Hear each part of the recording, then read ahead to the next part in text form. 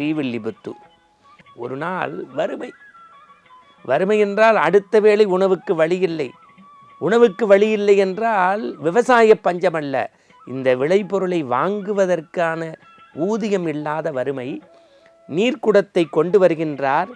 மயங்கி இறைவனுடைய திருமேனி மீது குடம் தவறி விழுகின்றது. மயக்கமுற்று கீழே படுக்கின்றார்.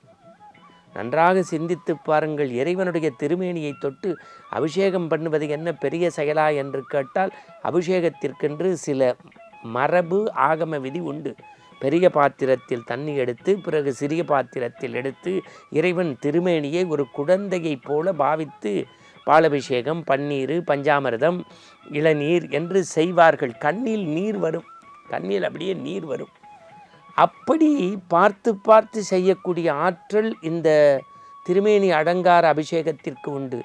ஆனால் வறுமையின் காரணமாக துவண்டு இறைப்பணியே உயர்ந்த பணி என்று செய்தவருடைய திருக்குடம் கையிலிருந்து தவறி இறைவன் திருமேனியில் பட்டு மயக்கமுற்று விடுகின்றார். இறைவன் கனவிலே தோன்றுகின்றார். இந்த பஞ்சத்தை போக்க, உன்னுடைய வறுமையை போக்க ஆகம முறைப்படி பூஜை செய்கின்ற உனக்காக இறைவனுடைய திருக்கோயிலினுடைய பலிபீடத்திற்கு அருகிலே உள்ள இடத்தில் நாள்தோறும் ஒரு தங்கக்காசை, பொற்காசை வைக்கின்றேன், எடுத்துக்கொள். நடந்ததா என்றால் நடந்தது. காரணம் எதற்கு? பொற்காசை விற்று பொருள் வாங்கலாம், வசதி வரும், வாய்ப்பு வரும். அவர் மனம் குளிர. என்னதனால்? வெறும் நீரால் அபிஷேகம் செய்தவருக்கு நாள்தோறும் ஒரு பொற்காசு என்றால் அவருடைய தூய அன்பு.